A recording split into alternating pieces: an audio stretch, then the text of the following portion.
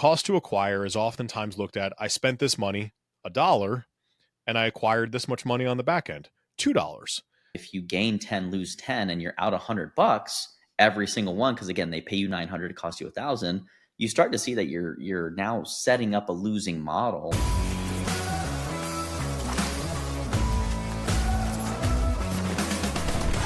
Dashboards, PPA, round 2 and beyond right now, because it's beyond the pump.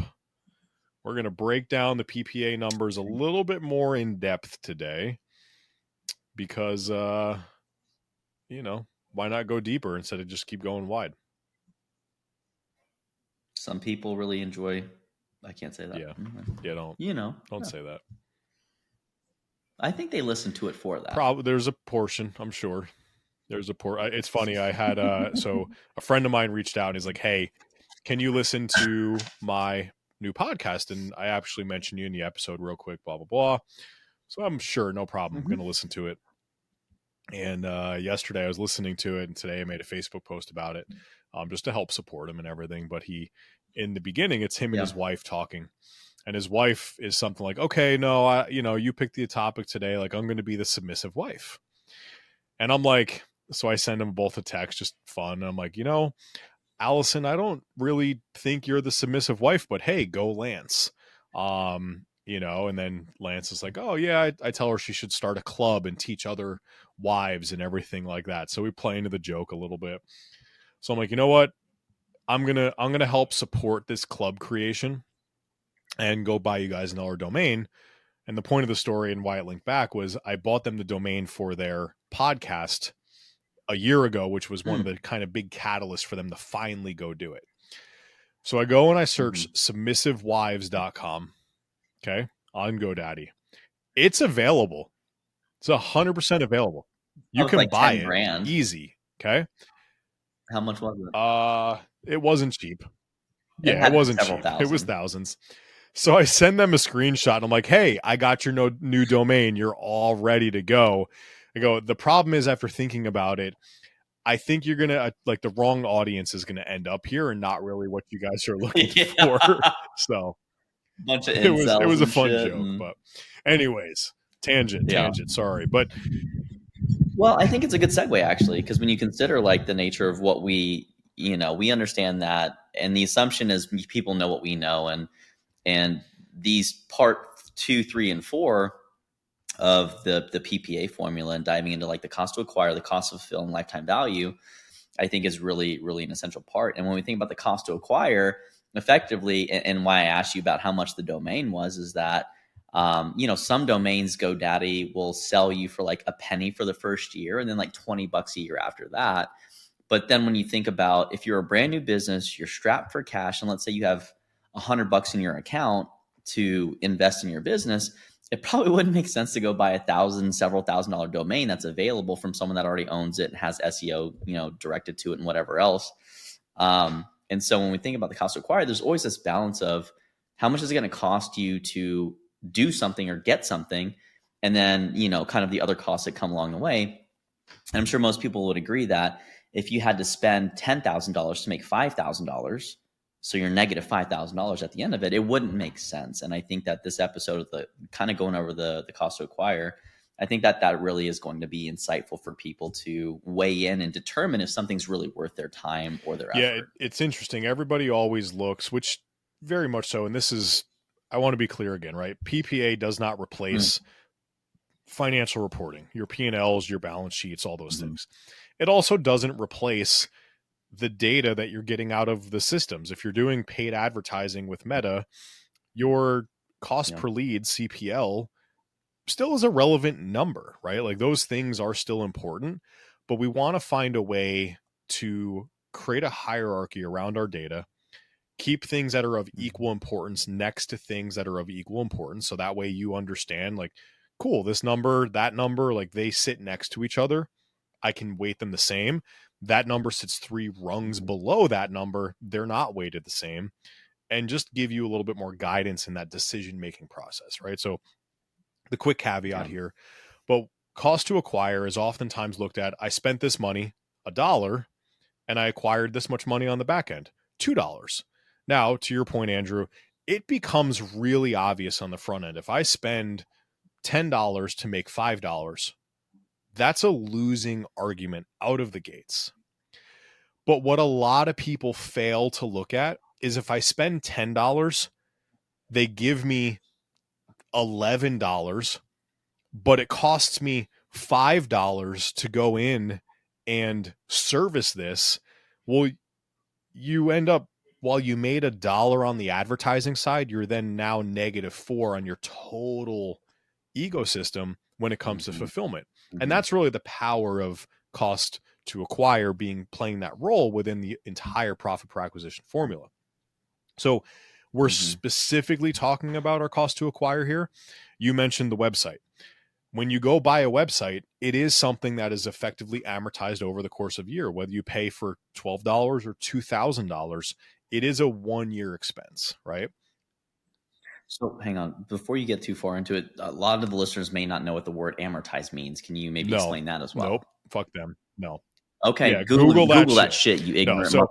amortization is going to effectively be, you might pay for something, a yearly membership, right? You only pay one time, but you can use this thing for a year. A website, a web domain typically ends up being one of those things. You amortize it, or you divide out whatever you paid over the course of time. So if you spent $12 for a yearly thing, it ends up costing you $1 per month. $1,200 is $100 per month. 12,000 would be $1,000 per month. So the amortized is like the total. Yeah, the total amount, and then we take that total amount, divide it by the amount of time that it's being used for, and that's the amortization schedule you might hear. So now we understand this is how much per month it ends up kind of hitting me. Now, and we're going into the weeds a little bit on your basis of accounting, if you will. But there's two primary ways that accounting happens. If you're a smaller business, you're doing tens of thousands of dollars, a couple $100,000, you're operating on a cash basis accounting, right? What that means is when the money comes in and out, it is recorded on your P&L, your profit and loss sheet, and you look at that information. An actual accrual-based accounting would take this $12 that you spent for your web domain and apply a deduction in that domain category, however you did it, of $1 every single month. It spreads it out over the amortized amount. A lot of larger companies, companies that are C Corp elections, things like that, will end up kind of doing what they call GAAP-based accounting, generally accepted accounting principles, GAAP, GAAP. And that's where accrual comes in. So very much in the weeds and a rabbit hole on this one. For most of you listening, you're probably going to be some type of S Corp. And again, this is not a suggestion. Do whatever your tax professional suggests you do. But understanding how your books and everything works is important to understanding how it rolls into cost to acquire, but ultimately what would be profit per acquisition. Right now, to keep it simple, if you spent money this month, it goes into the expenses toward your marketing fees. 100%. And guys, if you want us to cover any of those topics, whether you don't know anything about what entity structure you should have, how to pay yourself, like these are all kind of the business owner things that no one's really formally taught. You just happen to stumble across these lessons. And in fact, we knew of a company that was looking to get bought that ended up having the wrong type of election, and it cost them like millions of dollars, and the sale ultimately fell through because of the improper classification and the tax burden that someone didn't want to absorb. So if you want to avoid any of these things and you're worried about those problems right now, again, comment below, give us a like so that way we know that this is something that you want us to further explore. Otherwise, I'm going to talk about nutrient density, and we're going to we'll just talk about vitamin A sliding metabolism. filament theory. So that's really important. So if you don't know what the sliding filament theory is and how muscles contract, shame on you. You are going to be doomed to fail as a personal trainer. I'm totally kidding. It's not relevant at all. It's just a fun little theory. And that's why they call it a theory. But again, as you're listening to this, if you find that you have a thing that we mentioned that you don't know about, comment it below and we'll make sure we either take time to explain it in the comment back, because we do respond, or we'll create a future episode for you. Yeah, absolutely. So all that to say, so so cost to acquire, that's a key component in any business. And we're always talking acquisition and sales. It's obviously a hot topic. Hey, let's get 10 clients in 10 days and make 10K for your first 30 days type stuff. Like that's a thing that we see all the time. This isn't a Type shit. bad or good thing. This is just factual right now. But the reality is there are always costs that we're not actually understanding in our business. You have personnel costs, people who are on your team, maybe yourself. If you are a solopreneur and you spend half of your time doing marketing and sales for your business, guess what? Half of what you pay yourself should be quantified in the expenses that go towards your acquisition costs, right? You pay yourself $4,000 a month, $2,000 is going toward your acquisition costs. A lot of time people will ask that question, go, I don't spend anything because I don't spend anything. I'm like, wait, so you don't put any time there? Well, no, I do. Oh, okay. How much do you pay yourself? Well, I pay myself $10,000 a month. Well, how much of your time do you spend on that? Oh, like 30 hours a week. Oh, okay. How many hours a week do you work? Well, I work 60 hours a week. Oh, so half of your week you spend doing marketing and sales stuff. Yeah. I go, isn't it realistic to say that half of your pay, because half of your week goes towards your acquisition costs? And it's like, oh, well, I didn't really think about it that way. Cool. Welcome to putting your big boy or girl pants on and starting to own and run a business. It doesn't mean it's bad. It just means we need to start tracking somewhere, because at some point in time, you're going to go, can I hire somebody? I want to do this thing. I want to pay for that thing. And you need to be making wise decisions in those moments. Your time is not free. It does cost something. The other things is there's the obvious stuff. If you do paid advertising or boosting posts or pay for a specific marketing type platform, that is something that I paid for that. It's marketing. Your recurring subscription. So if you have a CRM, we talked about CRMs on a prior episode, that is a paid thing in your marketing world.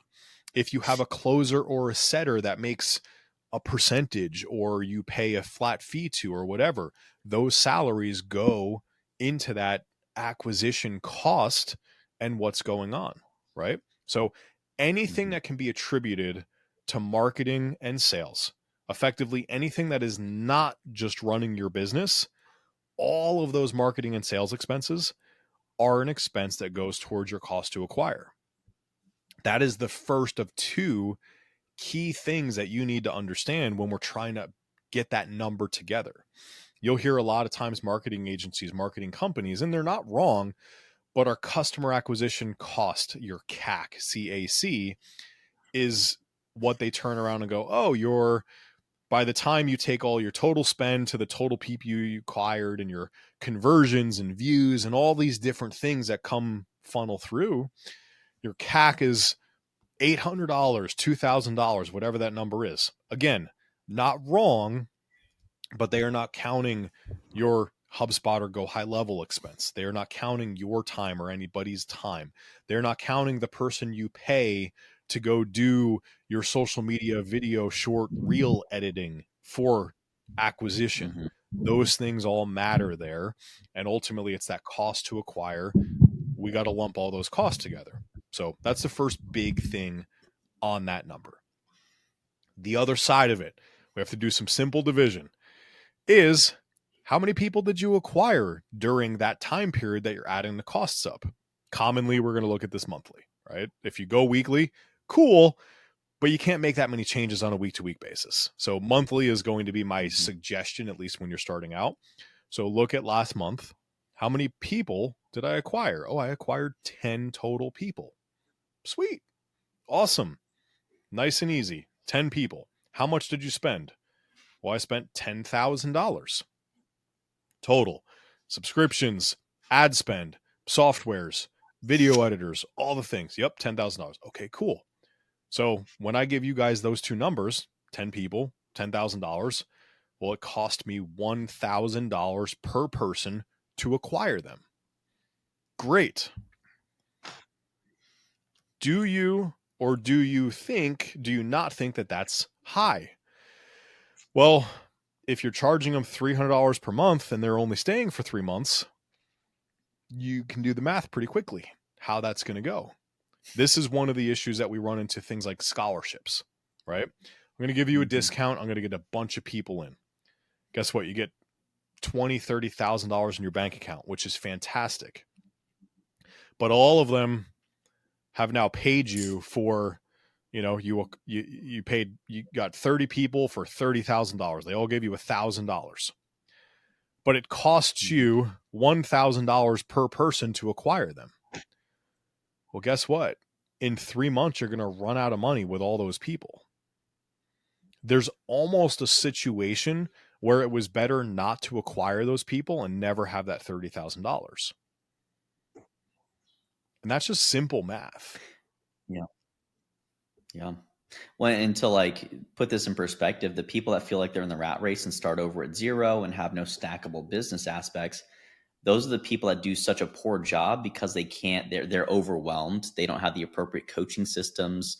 They take on too many clients at one time, which for most people, it seems like you can reasonably onboard about 2 clients at a time, depending on what your process looks like. Sometimes more, sometimes less, if you want to have a full client load and keep juggling those.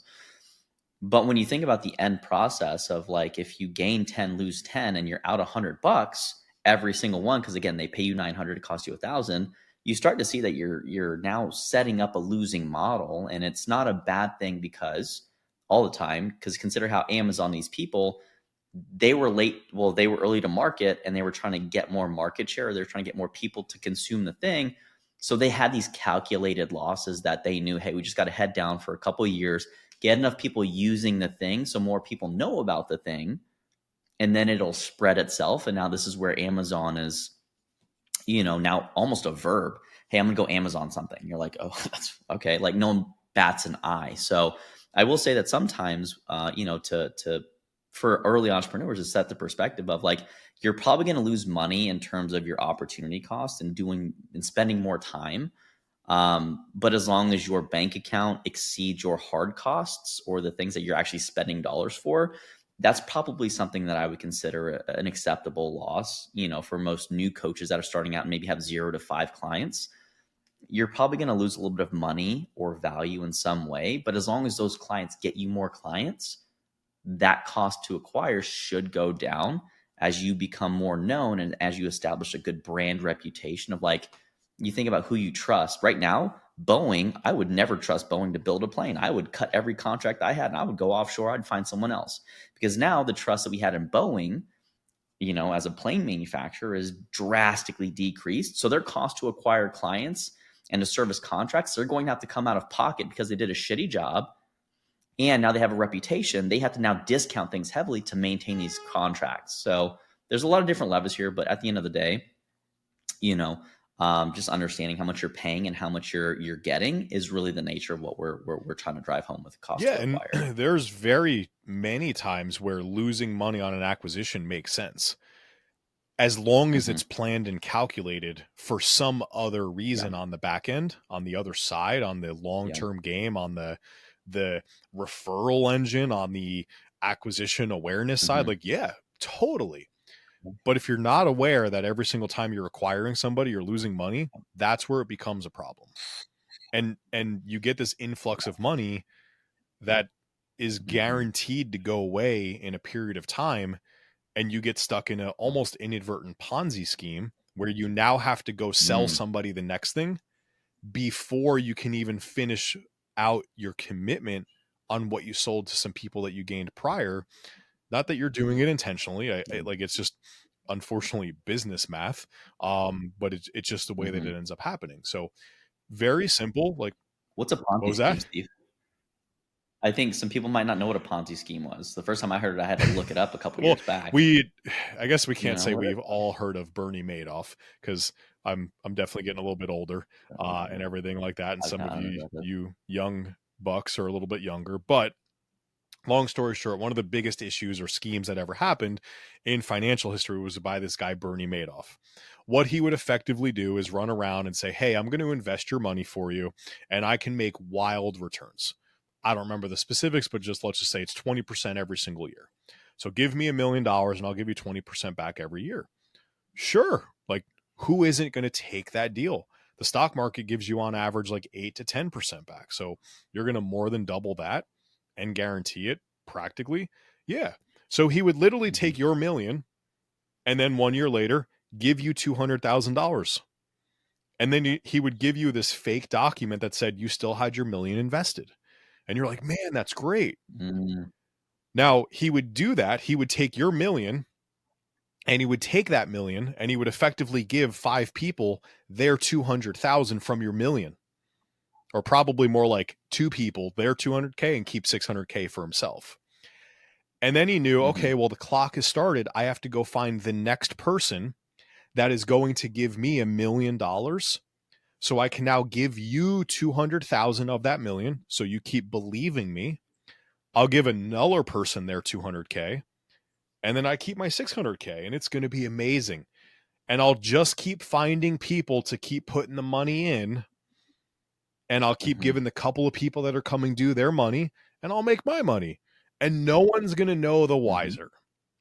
Well, guess what? At a certain point in time, the gap becomes so big that he had to give 100 people their 200K back in 1 year, but he couldn't find enough people to give him new money to give them all the money back. And he wasn't generating any new money on top of that. He was literally using people's tuition or whatever to pay the other people. So there was no money generation No, it was outside a of getting fake. more It was people completely involved. fake. And that's where in business, somebody gives you money for services.